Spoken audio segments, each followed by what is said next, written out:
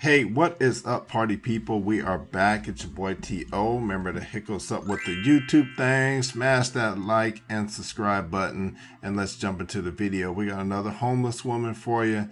Let's see what she has to say. It's hard to not cry when you have your kids, you know? So, and with her, she's just like, that's my rock right there. So, whenever I cry or something happens, she's just like, oh, mommy, it's okay, you know, it's gonna be okay. And I'm just like, you know, I'm over it.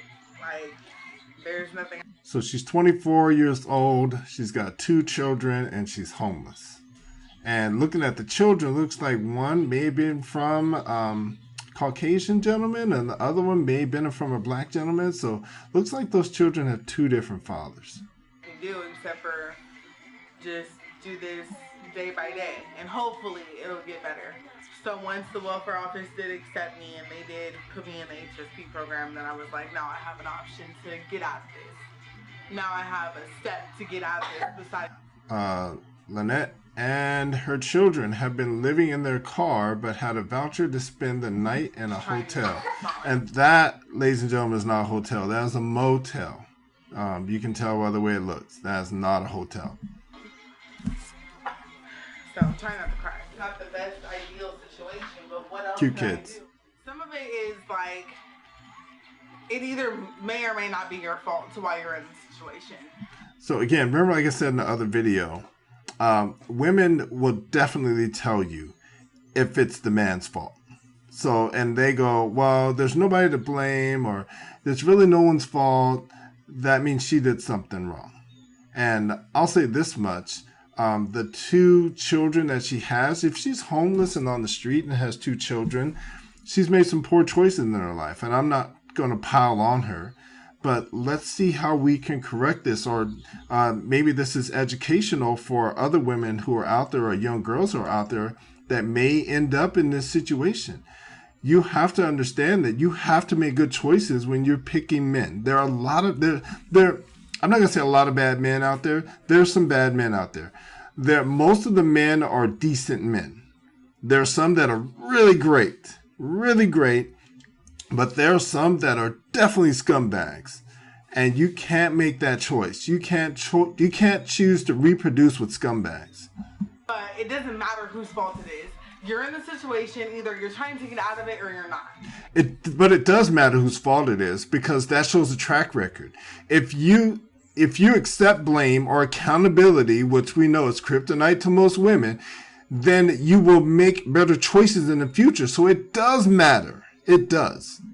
So that's up to you. But as far as the shelter goes, yeah, they need to have something for people, even single dads who have their kids. It's not just single moms. There's dads that have their kids that don't have any drug addictions at all that are in the same situation. Right.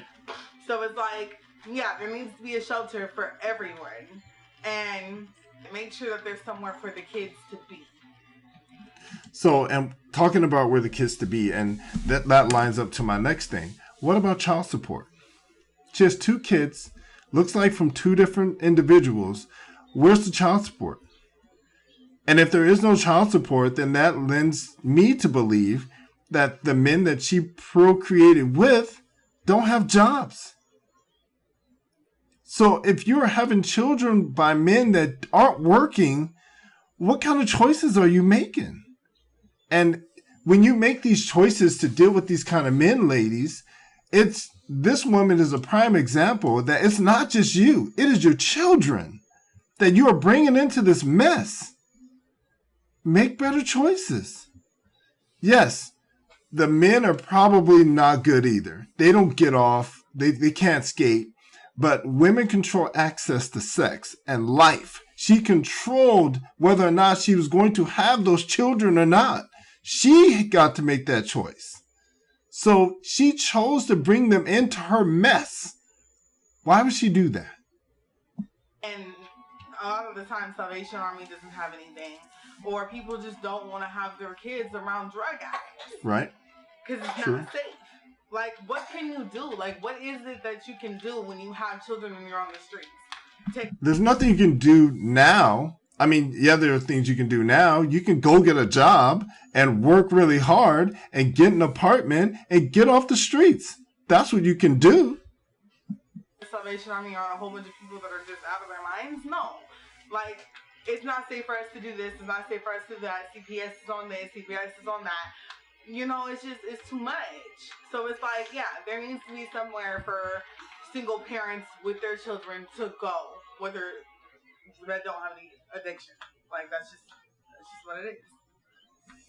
So they told me that there was a 3 to 6 month wait list. They said the wait list was closed. In order for me to be on it, it would actually have to be an emergency. And I'm like, okay, but this is an emergency. Me and my kids are sleeping in our car. So they were like, okay, well, our wait list is closed. There's nothing we can do. I called, what is that, St. John's or whatever. And I called them before when I was pregnant with my daughter. And they told me that the only way they would help me is if I was fighting an addiction. So I'm like, so because of the fact that I'm not fighting an addiction, you can't help me. And they were like, well, if you're not on drugs or alcohol, then there's really nothing we can do for you. Like, I don't understand. So, and also the question I also have, and it doesn't look like she has a lot of money, but she does have braces.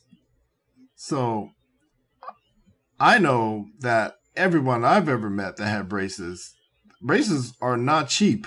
Braces are expensive. So, what? How are you a shelter and you can't do anything? The money she used for those braces, she could be finding a job. Drugs, then there's nothing they can do. A couple of other places were like, well, are you going through domestic violence or anything like that? No, I'm not.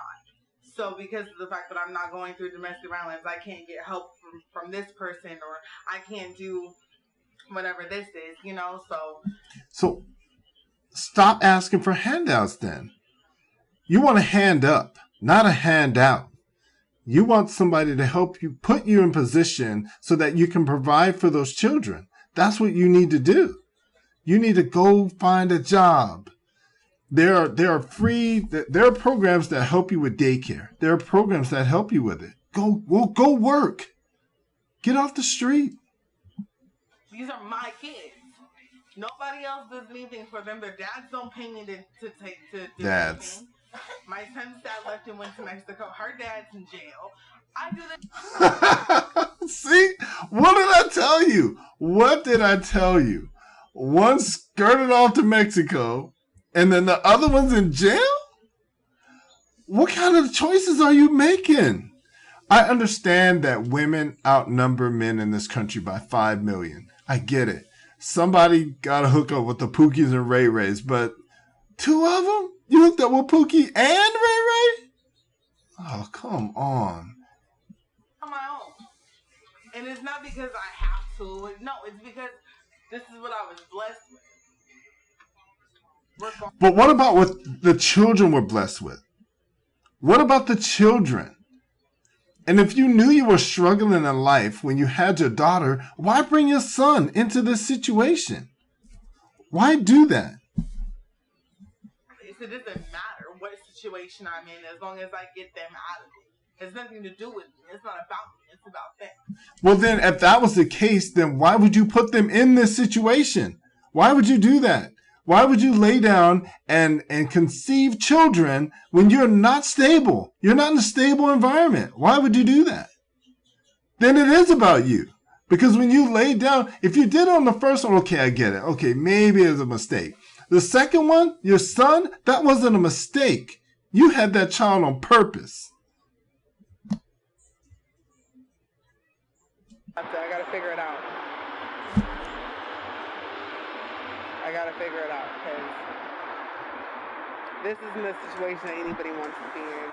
I mean, there are some people to blame, but mainly I'm kicking myself in the ass because I could have got on a waiting list for some things when I did have a place, but that wasn't an option for me because I left out of state. So this is what I'm left with now that I came home. So, you know, just take it one day at a time. Yeah, it's going to be stressful, but there's really nothing else I can do about it. I just have to do everything I can to make sure that we find somewhere. And then another thing is a lot of people, they have rooms for rent, but they don't want to rent to anybody with kids. So that's also an issue. Like, why would you sit here and post something about you having a room for rent, but you don't want to rent to nobody that has kids? And I also had somebody tell me that if I only had one kid, it wouldn't be an issue, but because of the fact that I have two kids, it's a problem. And she's smoking cigarettes. Where's she getting money for cigarettes?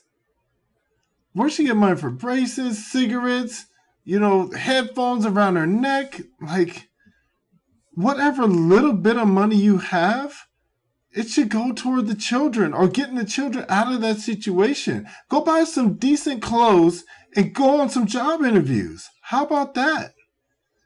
Until maybe, hopefully, you can find yourself a protector and provider. But if you can't, and there are a lot of women, there are 5 million plus women in this country today that are not going to get a husband, and they're going to be left to fend for themselves. But this is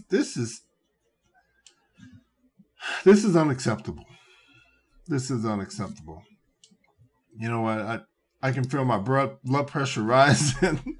I need to do some laughing or something to take my mind off of it, guys. So remember, hit the subscribe notification bell now. Come on back. We got some more videos for you.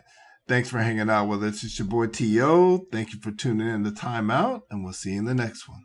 Deuces.